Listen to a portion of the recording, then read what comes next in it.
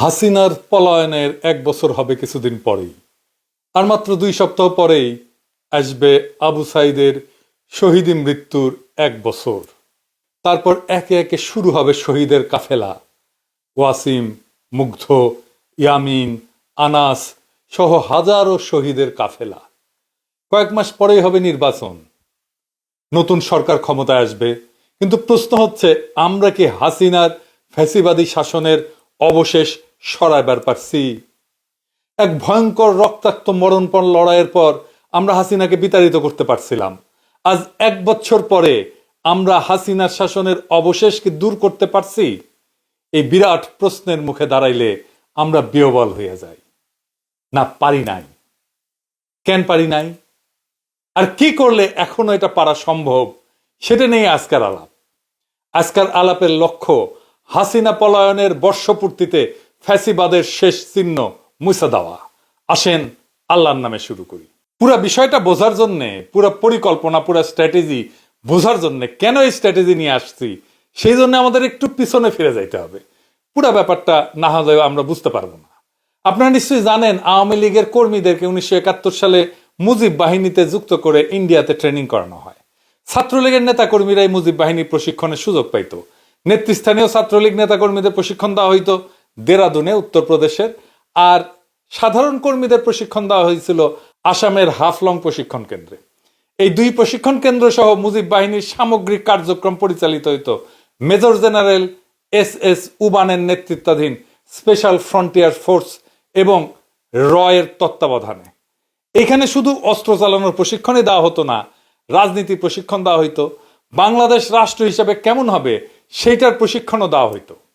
মুজিব বাহিনীর 4 কমান্ডার ছিল, এই যে দেখেন উবানের সাথে বসে আছে। তারা তাদের পিতৃপ্রদত্ত নামটাও বদলায় ফেলছিল। শেখ মনির নাম ছিল মনি দে, তোফায়েল আহমেদের নাম ছিল টিকে রায়, আব্দুর রাজ্জাকের নাম ছিল রাজেন্দ্র, আর সিরাজুল আলম খানের নাম ছিল সরোজ কুমার। আওয়ামী লীগের যে মুখপাত্র ছিল বাংলার বাণী, সেটাও কলকাতা থেকেই ছাপানো হইতো প্রথম। টেকাও দিত এই এই মুজিব বাহিনী পরে রক্ষী বাহিনীতে রূপান্তরিত হয়। 111-এর জেনারেল মাসুদউদ্দিন চৌধুরী রক্ষী বাহিনী থেকে আসা। এই মুজিব বাহিনী বাংলাদেশের রয়ের প্রশিক্ষিত প্রধান রাজনৈতিক শক্তি। বিজেপির যেমন RSS, ঠিক তেমনি বাংলাদেশ আওয়ামী লীগের মুজিব বাহিনী। মুজিব বাহিনীর সদস্য কে ছিল সেটা দিয়ে বুঝতে পারবেন আওয়ামী জামানায় কার কত পাওয়ার ছিল। আওয়ামী লীগের কোর পাওয়ার হাউসে মুজিব বাহিনীর সাথে সংশ্লিষ্ট না হইলে আপনি স্পেসই পাবেন না। যেমন ধরেন ছাত্রলীগের সাদ্দাম হোসেন, ওর বাবা মুজিব বাহিনীর ডেপুটি কমান্ডার ছিল। শাহজাহান খান, মোস্তফা জব্বার, মুজিবুল হক, এরাও মুজিব বাহিনীর। হাসানুল হক কিন্তু জাসদ কইরা এত গুরুত্বপূর্ণ কেন ছিল? কারণ সেও মুজিব বাহিনীর লোক। এই মুজিব বাহিনী জাসদে রূপান্তরিত হয়। এই জন্যই বলা হয় জাসদ রয়ের বিশেষ কোনো পারপাস সার্ভ করার জন্য তৈরি করা হয়েছিল। জোকার হামিদ মুজিব বাহিনীর লোক ছিল, সুপ্পু মুজিব বাহিনীর লোক ছিল। হাসিনা মুজিব বাহিনীর বাইরে কাউরে প্রেসিডেন্ট বানাইতো না শেষ দিকে। এই সুপ্পু এখনো আছে, এখনো সে বাংলাদেশের প্রেসিডেন্ট হইয়া এস আলমের কর্মচারী ছিল। মালয়েশিয়া আর দুবাইয়ের রেসিডেন্ট কিন্তু সুপ্পু একটা 3rd ক্লাস বটতলার উকিল ছিল। ওই হাসিনার পা ছুঁয়া সালাম করতো, পা ছুঁয়া পদধূলি নিত রেগুলার দেখা করতে গেলে। এটাই হারামজাদার কাছে শোনেন, নিজের মুখে শুনেন।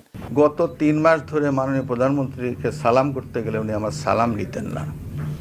তা আমি দেখতাম যে ওনার চরণের ধুলো আমি পাই না। আমার মিশ্র প্রতিক্রিয়া হচ্ছিল যে উনি কেন আমার সালাম নেন না। না, থাক থাক বলে। শুনেছেন কি মাল এখনো বাংলাদেশের প্রেসিডেন্ট হয়ে আছে। এই হারামজাদার অধীনে আমাদের আগামী নির্বাচন হবে, কি তামাশা! আমাদের পরবর্তী সরকার শপথ নেবে, কি মহা তামাশা! আগামী জাতীয় সংসদের প্রথম অধিবেশনে সে বক্তৃতা দেবে, আর আমাদের নবনির্বাচিত সংসদ সদস্যরা এর ভাষণের উপরে ধন্যবাদ প্রস্তাব আইনা বক্তৃতা করবে। হায় হায়, এই ছিল আমাদের কপালে। সে ছাত্রলীগ করত, সে গর্ব ভৈরা বলে, শুনেন। আপনি কি রাজনীতি করতেন? আমি বললাম, জি মাননীয় প্রধানমন্ত্রী, আমি ছাত্রলীগ করতাম। যেই বর্বর দল, যেই মাফিয়া গুন্ডা বাহিনী আজকে নিষিদ্ধ, ওরে 5ই আগস্টে পাছায় লাথি দিয়া ভাগায় দেওয়া উচিত ছিল। সেটা হয় নাই। সেটা না হওয়ার কি সমস্যা হয়েছে আপনারা পদে পদে বুঝতে পারতেছেন। কোনো কিছু করা যাচ্ছে না, না জুডিশিয়ারিতে, না আর্মিতে, না প্রশাসনে, না পুলিশে, কোথাও না। জুলাই সনদ করা যাইতেছে না, সংস্কার করা যাইতেছে না, সবকিছুর পিছনে এই সুপ্পু। এই অন্তর্বর্তীকালীন সরকার কোনো কার্যকর নিয়ন্ত্রণ প্রতিষ্ঠা করতে পারতেছে না। প্রশাসনের উপরে, ব্যুরোক্রেসির উপরে, স্টেটের উপরে, রাষ্ট্রের উপরে এই অবস্থা চলতে পারে না। এই অবস্থা আশু পরিবর্তন দরকার, যেন বিপ্লবের অসমাপ্ত কর্তব্য সম্পন্ন করতে পারি। একটা কাজ করলেই সেটা সম্পন্ন হইতে পারে। কি সেটা?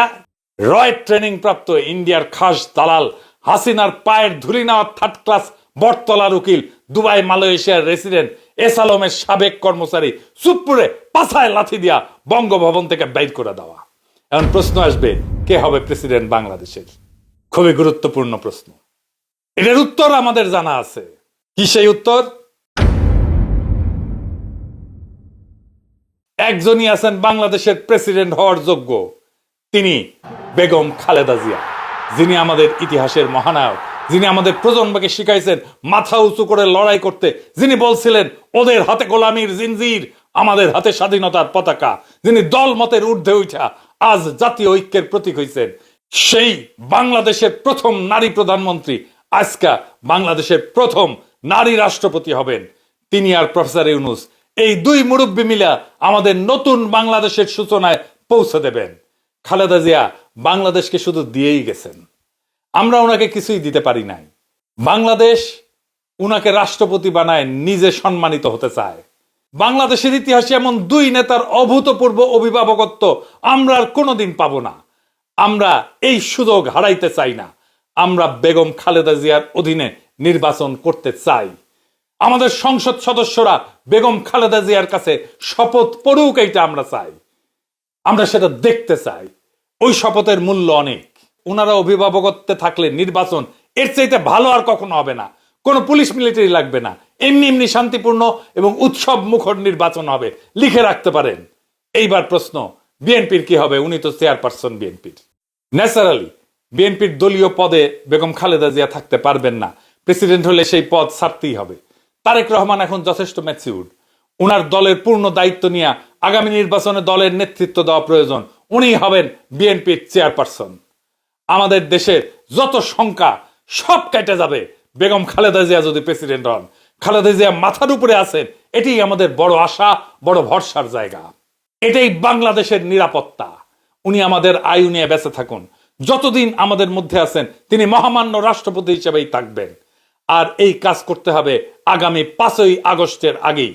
আমরা খালেদা জিয়াকে নিয়েই ফ্যাসিবাদের পতনের বর্ষপূর্তির উৎসব করতে চাই। বর্ষা বিপ্লবের পর একটা বছর কেটে গেছে। হাসিনা পালাইছে সত্যি, কিন্তু সে ফেলে গেছে একটা ছায়া, ফ্যাসিবাদের ভারতীয় দালালির আর রাষ্ট্রীয় দখলদারিত্বের ছায়া। আজ আমরা সেই ছায়ার নিচে শ্বাস নিতে পারি না, কথা বলতে পারি না, বিচার করতে পারি না। শহীদের রক্ত এখনো শুকায় নাই। ইয়ামিন, মুগ্ধ, আবু সাইদের শোক আমাদের শিরায় বয়ে চলতেছে। আমরা হাসিনাকে তাড়াইছি, কিন্তু তো রেখে যাওয়া সুপ্পুদের তাড়াইতে পারিনি। এস আলমের কর্মচারী, দুবাই মালয়েশিয়ার রেসিডেন্ট, প্রশিক্ষিত মুজিব বাহিনীর ধুলি ধরা রিক্রুট এখনো বঙ্গভবনে বসে আমাদের বিপ্লবের মুখে থুথু ছুঁড়ে দিচ্ছে। এই লজ্জা মুছতে হবে। এই অসমাপ্ত বিপ্লবকে সম্পন্ন করতে হবে।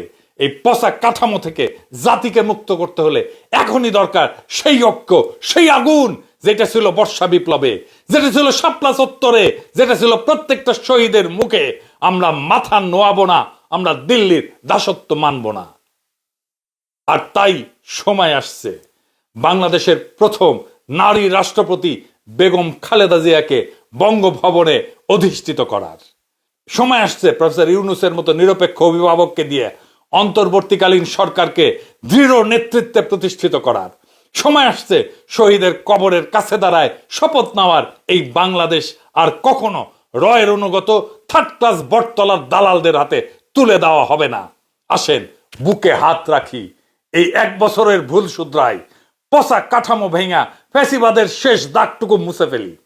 শহীদের রক্ত, আমাদের মা বোনদের কান্না আর আগামী প্রজন্মের মুক্ত নিঃশ্বাস, এই 3টা জিনিস আমাদের তাড়না দিক, আমাদের সাহস দিক, আমাদের পথ দেখাক।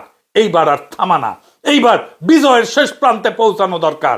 বাংলাদেশ বাঁচবে, বাংলাদেশ জায়গা উঠবে, বাংলাদেশ জিতুক, আমরা সবাই চাই বাংলাদেশকে আমরা জিতায়ে ছাড়বো ইনশাল্লাহ।